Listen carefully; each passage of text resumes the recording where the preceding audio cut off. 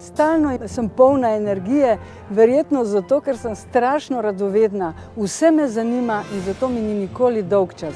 Zanimam se za naravo, za rastline, za živali. Rada imam zanimive kraje.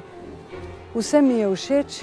Za študij na Filozofski fakulteti sem se odločila takoj, ko sem se upokojila. Ko se upokojimo, ni konec. Takrat se življenje pravzaprav šele začne. Kajti takrat se lahko posvetimo stvarem, katerim se prej nismo mogli. Da bom študirala umetnostno zgodovino, sem vedela že prej, v mladosti, ko to ni bilo mogoče. Ko sem se odločila za študij, večina ljudi me je spodbujala, nekateri so pa tudi rekli, da sem malo nora. Tako kot v umetnostni zgodovini, tako sem se našla tudi v hoji. Camino me je zelo obogatil.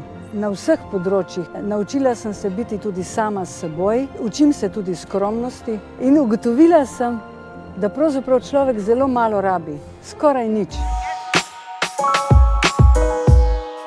Pridruži se gibanju vseživljenjskega učenja.